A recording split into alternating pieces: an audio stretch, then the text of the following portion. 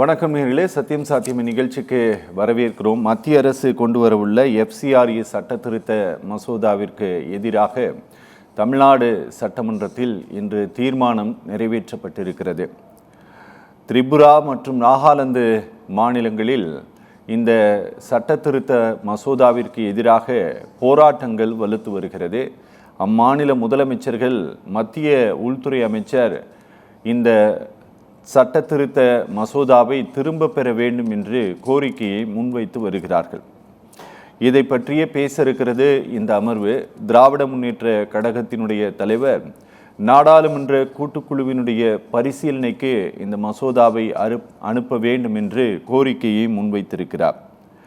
இந்த மசோதா அயல் நாடுகளில் இருந்து பெறப்படக்கூடிய நிதியை முறைப்படுத்தவா அல்லது சிறுபான்மையினருடைய சொத்துக்களை கட்டுப்படுத்தவா என்ற விவாதம் மற்றொரு பக்கம் நடந்து வருகிறது. என்ன நடந்து கொண்டிருக்கிறது இந்த விவகாரத்தில் என்பது பற்றியே பேச இருக்கிறது இந்த அமர்வு. 4 விருந்தினர்கள் இந்த அமர்வில் பங்கேற்கிறார்கள். பாரதிய ஜனதா கட்சியினுடைய செய்தி தொடர்பாளர் திருமதி சுமதி மேகவர்ணம் பங்கேற்கிறார். ECI திருச்சபைகளின் பொதுச் செயலாளர் ரெவரண்ட் எட்வின் ஜான் வெஸ்லி இந்த அமர்வில் நம்மோடு பங்கேற்கிறார். திராவிட முன்னேற்ற கழகத்தினுடைய செய்தி தொடர்பாளர் திரு கரூர் முரளியும், வங்கி அதிகாரிகள் சங்கம் சார்பில் திரு தாமஸ் பிராங்கோவும் இந்த அமர்வில் நம்மோடு இணைகிறார்கள். இணைந்திருக்கக்கூடிய 4 வரவேற்று நிகழ்ச்சிக்குள் போகலாம். 4 பேருக்கும் வணக்கம். எட்வின் ஜான் வெஸ்லி சார் வணக்கம். சார், நான் பேசுறது கேட்குதா உங்களுக்கு? சார், இந்த நார்த் ஈஸ்ட்லாம் இந்த சட்ட திருத்த மசோதாவிற்கு எதிராக போராட்டங்கள் நடந்து வருகிறது. இங்கே இருக்கக்கூடிய கிறிஸ்தவ அமைப்புகள், குறிப்பாக இஸ்லாமியர்கள், மைனாரிட்டி பீப்புள்ஸ் இந்த சட்ட திருத்த மசோதாவை, இந்த பில்லை திரும்ப பெற வேண்டும் என்று தொடர்ச்சியாக வலியுறுத்த, அல்லது ஒரே ஒரு குறிப்பிட்ட ஒரு செக்ஷனை மாற்றணும் அப்படின்னு சொல்லிட்டு இருப்பதற்கு என்ன காரணம் சார்? சார், அட் அவுட்செட் இந்த FCR அமெண்ட்மெண்ட் பில் பார்த்தீங்கன்னா it is undemocratic, unconstitutional, it's a draconian bill sir. Okay. எதுக்கு நான் இதை சொல்கிறேன்னா, அதாவது ஆர்டிகல் 31ஓட வயலேஷன் சார். ஆர்டிகல் 31 என்ன சொல்லுதுன்னா, no property can be completely acquired or transferred. ஓகேங்களா? ஸோ ரொம்ப கிளியராக நீங்கள் இந்த ஆர்டிக்கலை நீங்கள் படிச்சிங்கன்னா இட்ஸ் எ கிளியர் வயலேஷன். ரெண்டாவது, நீங்கள் ஆர்டிக்கல் 19(1) நீங்கள் பார்த்தீங்கன்னா, அதாவது it is a clear violation of the fundamental right. Article 19(1) என்ன சொல்லுதுன்னா, அதாவது every firm or society have the right and they have the license to run their institutions. ஓகேங்களா? It's a violation of article 19(1). அதுக்கப்புறம் நீங்கள் இன்னும் கொஞ்சம் தெளிவாக நீங்கள் போய் பார்த்தீங்கன்னா, நீங்கள் ஆர்டிக்கல் 300A அது என்ன சொல்லுதுன்னா, அதாவது you cannot take the property by illegal force or eviction by any government or executive order. ஓகேங்களா? இன்னொன்று, நீங்கள் ஆர்டிகல் 26 நீங்கள் பார்த்தீங்கன்னா, it gives right to every religious denomination to write their own, to manage their own property. அதே நீங்கள் article 31 நீங்கள் பார்த்தீங்கன்னா, it gives guarantee that to administer their own educational institutions. இப்போ நாங்கள் இதில் என்ன நாங்கள் சொல்ல வரோம்னா சார், அதாவது it's a clear cut violation of all this constitutional guarantee which has given to us. எங்களுக்கு கொடுத்துருக்கிற இந்த கான்ஸ்டிடியூஷனல் கேரண்டியை கவர்மெண்ட் இஸ் வயலேட்டிங் சார். இதில் நாங்கள் எந்த செக்ஷனை நாங்கள் அப்போஸ் பண்ணுறோன்னு பார்த்தீங்கன்னா, அதாவது government is bringing a section called 16A/5. அது என்ன சொல்லுதுன்னா, if you are losing a FCRA license then it is deemed cessation சொல்றாங்க சார். அப்படின்னா அதாவது the property will be transferred to the government. and இதுல இன்னொரு முக்கியமான ஒரு காரணம் என்னன்னா, பார்க்க வேண்டிய ஒரு விஷயம் என்னன்னா, there is no judicial column here. இப்ப எங்களுடைய ப்ராப்பர்ட்டி அவங்க சீஸ் பண்றாங்கன்னே வச்சுக்கீங்களா, government, they don't give us the right to go to court to put our point. எங்களுடைய வாதத்தையோ எங்களுடைய உள்ளான நிலவரங்களையோ நாங்கள் சட்டத்தின் முன் வைக்கிறதுக்கு இதுல எங்குமே எங்களுக்கு ஆப்பர்ச்சுனிட்டியா கொடுக்கல சார். அதிலே நீங்க FCRA அமெண்ட்மெண்ட் பில்ல 16A(3 and 6) நீங்க பாத்தீங்கன்னா, it will be managed by a designated அத்தாரிட்டின்னு சொல்றாங்க. ஸோ இப்போ எங்களுடைய கேள்வி என்னன்னா, யார் இந்த designated authority and who will manage this properties? நாங்கள் வந்து over 80 years we have built brick by brick எங்களுடைய மருத்துவமனைகள் மூலமாக, எங்களுடைய பள்ளிகள் மூலமாக, எங்களுடைய எஜுகேஷனல் இன்ஸ்டிடியூஷன்ஸ் மூலமாக நாங்கள் இந்தியாவுக்கு நாங்கள் கல்வியை கொடுத்துருக்கிறோம். தாழ்த்தப்பட்ட மக்களுக்கு நாங்கள் மருத்துவ உதவிகளை நாங்கள் செய்திருக்கிறோம். ஆனால் ஓவர் நைட்டில் இந்த லாவை கொண்டு வந்து நீங்கள் எல்லா இன்ஸ்டிடியூஷன்ஸும் it will be under the designated அத்தாரிட்டினா எப்படி அந்த டெசிக்னேட்டட் அத்தாரிட்டி வந்து மேனேஜ் பண்ணுவார்?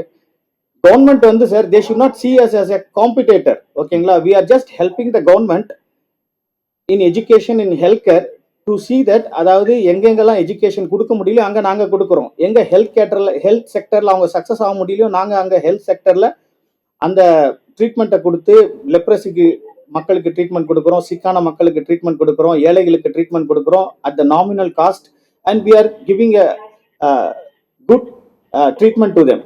ஓகேங்களா? இந்த tribal belt and other areas. இப்போ கவர்மெண்ட் வந்து எங்களை வந்து ஒரு காம்படிட்டர் செக்டரா பார்க்காம they have to see that we are helping the government to see that our country is going together. Okay okay. இவங்க அரசு உங்களை ஒரு போட்டியாளராக பார்க்குது அப்படின்ட்டு எந்த எந்த அர்த்தத்துல சொல்றீங்க? எதனால சொல்றீங்க? போட்டியாளரா பாக்குறாங்கன்னு நான் எதை சொல்ல வரேன்னா, அதாவது when they are cancelling the FCRA, அதாவது நீங்க அதோட ரீசன்லாம் நீங்க பாக்குறப்ப சார் அது வந்து அக்செப்ட் பண்ண முடியாத ஒரு ரீசனா இருக்கு. சி என்னுடைய ஒரு வாதம் என்னன்னா, மேஜர் வயலேஷன்ஸ் இருந்துச்சுன்னு வச்சுக்கீங்களா, government can go and take action and they can cancel. But when it come to the minor at least they can give us a time to correct. அதுக்கப்புறம் அவங்க அதை ரெக்டிஃபை பண்ண சொல்லி எங்களுக்கு டைம் கொடுத்து நாங்கள் ரெக்டிஃபை பண்ண பிறகு திருப்பி அவங்க ரினியூ பண்ணாங்கன்னு வச்சுக்கீங்களேன். நாங்கள் எங்களுடைய கிறிஸ்டியன் இன்ஸ்டிடியூஷன்ஸ் மூலமாக நாங்கள் செய்து வருகிற அதாவது மருத்துவ உதவிகளாக இருக்கலாம், எஜுகேஷன் செக்டர்ல நாங்கள் கொடுக்குற கல்வியா இருக்கலாம், இது எதுவுமே பாதிக்கப்படாதபடிக்கு அந்த மக்களுக்கு போய் அந்த பயனை வந்து அவங்க பெற முடியும் சார். ஓகே எட்வின் சார், எனக்கு ஒரு விஷயம் சொல்லுங்க. அதாவது அரசாங்கம் இப்போ கொண்டு வந்திருக்கக்கூடிய இந்த சட்ட திருத்தம் அப்படிங்கிறது நீங்கள் செய்யக்கூடிய சேவையை முடக்கக்கூடியதாக இருக்கிறதா, அல்லது நாங்கள் இந்த வேலை செய்கிறோம், இந்த மருத்துவ சேவை செய்கிறோம், கல்வி சேவை செய்கிறோம், அல்லது கிராமப்புற சேவை செய்கிறோம் அப்படிங்கிற பெயரில் இவர்கள் மதமாற்றம் செய்கிறார்கள், அதை கண்ட்ரோல் பண்ணணும் அப்படிங்கிறதுக்காக இந்த சட்ட திருத்தம் கொண்டு வரப்பட்டிருக்கா? சார் நீங்க நல்லா இந்த சட்டத்தை நீங்க பாத்தீங்கன்னா, அதாவது இதுல வந்து கன்வர்ஷன்ற அந்த பேச்சுக்கே இடம் இல்லை.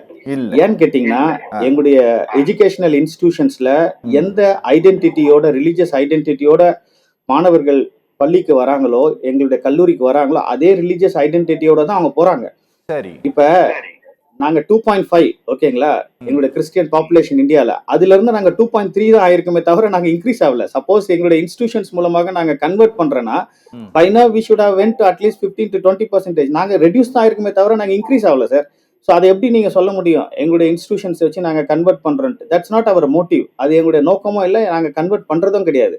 அட் த சேம் டைம் இந்த FCRA அமெண்ட்மெண்ட் பில் மூலமாக கவர்மெண்ட் வந்து நாங்க வந்து எங்களுடைய உழைப்பின் மூலமாக, எங்களுடைய தியாகத்தின் மூலமாக ஒரு பிரிக்கா நாங்க கன்ஸ்ட்ரக்ட் பண்ண, நாங்க ஜெனரேஷன்ஸ் எடுத்து நாங்க பில்ட் பண்ண இந்த இன்ஸ்டிடியூஷன்ஸ் ஓவர் நைட் ஒரு டெசிக்னேட்டட் அத்தாரிட்டியை வச்சு அவங்க கண்ட்ரோல் எடுக்கிறது வந்து இட்ஸ் நாட் அக்செப்டபிள்னு தான் நாங்க சொல்றோம் சார். இந்த NGO சார், இந்த FCRA மூலமாக, இந்த ஃபாரின் கான்ட்ரிபியூஷன் ரெகுலேஷன் ஆக்ட் மூலமாக இந்த நிதியை வாங்கக்கூடியது, இப்போ இவர்கள் கொண்டு வரக்கூடிய இந்த சட்ட திருத்தம் அப்படிங்கிறது யாரெல்லாம் அந்த FCRA மூலமாக நன்கொடை பெறுகிறார்களோ இது வந்து அத்தனை பேருக்கும் பொருந்தும். கரெக்டா?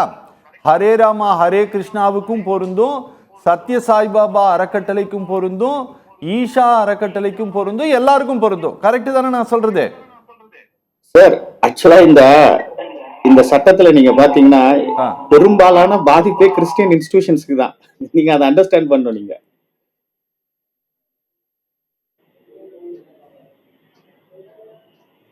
ஏன்னா நாங்க என்ன சொல்ல வரோம்னா, லா இஸ் நாட் ஈக்குவல்னு சொல்றோம். அதாவது நீங்க கொண்டு வந்திருக்கிற இந்த ஒரு சட்டமானது இது எல்லோருக்கும் பொதுவான ஒரு சட்டம் இல்லைன்னு தான் நாங்க சொல்றோம். அதாவது we are not opposing the accountability or transparency. இதை நாங்க அப்போஸ் பண்ணவே இல்லை.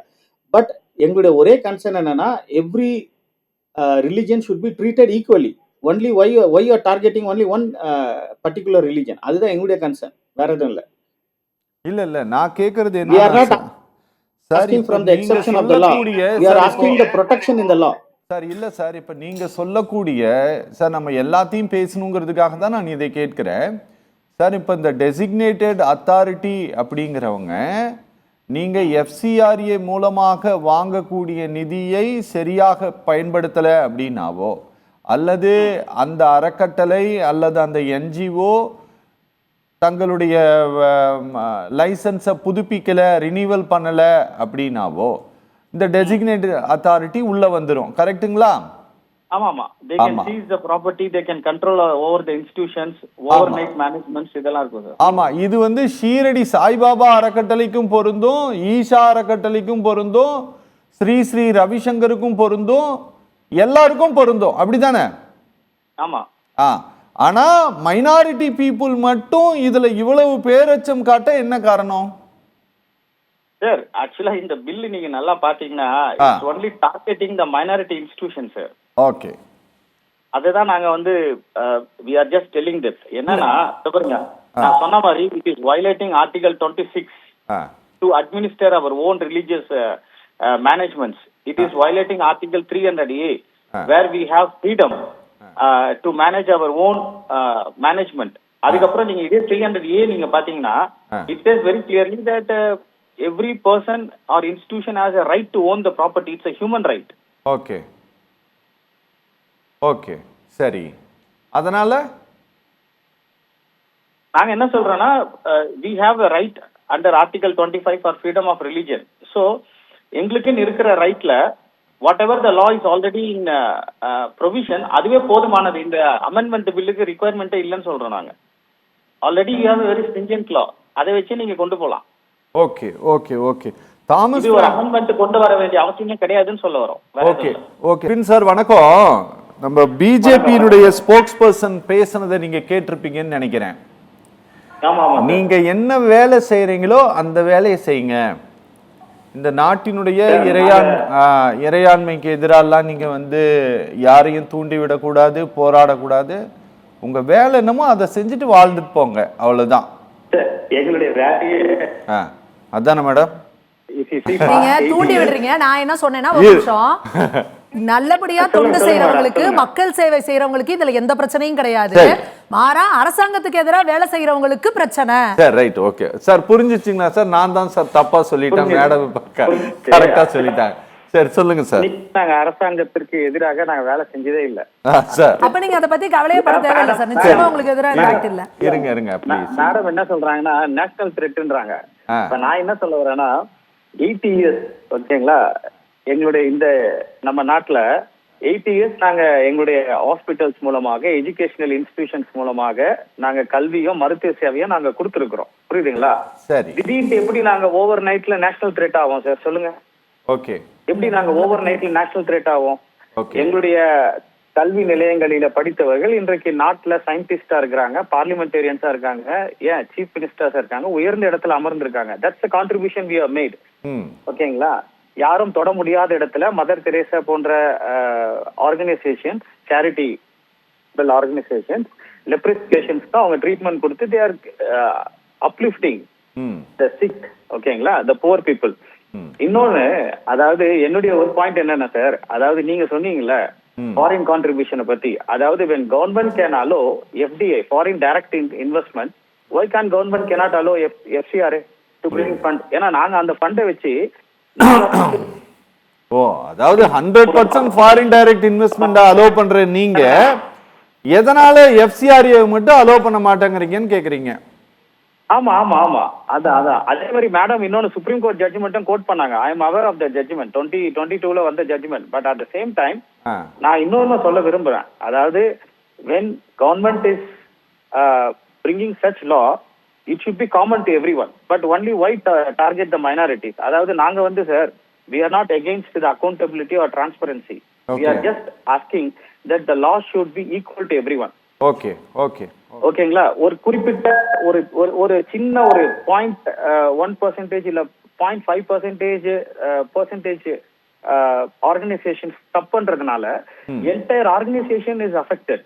ஓகே, நான் சொல்ல வர பாயிண்ட் என்னன்னா, எஃப்சிஆர்ஏல நீங்க சின்ன சின்ன மைனர் வயலேஷன்ஸ் இருந்தா நீங்க அதை கரெக்ட் பண்ணி எங்களுக்கு எஃப்சிஆர்ஏ ரினியூ பண்ணி கொடுத்தீங்கன்னா it will help us to serve the poor and the needy. அதுதான் நாங்க சொல்ல வரோம். ஓகே சார், கடந்த முறை கடந்த put the same request to home minister. Okay sir, கடந்த முறை இந்த 5 மாநில தேர்தல் வந்ததுனால இத கொஞ்சம் அப்படியே ஒத்தி வச்சாங்க, சரியா? ஆமா, கேரளா ஆமா ஆமா, கேரளா எலெக்ஷன் எல்லாம் அதுக்கு ஒரு முக்கியமான காரணம். சார், இந்த முறை நீங்க கேக்குறத இந்த அரசு செய்யும்னு உங்களுக்கு நம்பிக்கை இருக்கா? கண்டிப்பா நம்பிக்கை இருக்கு சார். ஏன்னா we met Amit Shah in parliament. So meeting was ரொம்ப fruitful-ஆ இருந்துச்சு. So he told that he will look into all to our considerations. ரொம்ப பாசிட்டிவா இருக்கும். He has taken up our matter. He has heard for 1 hour. 1 hour எங்களுடைய எல்லா கோரிக்கைகளையும் கேட்டு he said that it is not against Christian community. ரொம்ப தெளிவா சொன்னார். It is not against Christians. Okay sir, okay okay, பேசலாம். தாமஸ் பிராங்கோ சார் வணக்கம். Honourable sir, honourable home மினிஸ்டரோட ஒரு மீட்டிங் நடத்தி அந்த மீட்டிங்ல வந்து மரியாதைக்குரிய உள்துறை இலாக்காவினுடைய அமைச்சர் திரு அமித்ஷா இது கிறிஸ்தவ அமைப்புகளுக்கும் கிறிஸ்தவ என்ஜிஓக்களுக்கும் எதிரானது அல்ல அப்படின்னு உறுதி கொடுத்துட்டாரு. அதனால நாங்க வந்து அந்த 16A(5) செக்ஷன் வந்து மாற்றப்படும் அப்படின்னு அப்படிதானே சொல்றீங்க எட்வின் சார்? எங்களுடைய கோரிக்கை கன்சிடர் பண்ணப்படும் சொல்லியிருக்காரு. Okay okay okay 6th August. Okay sir, okay. We are very positive. Okay sir, புரியுது சார், புரியுது.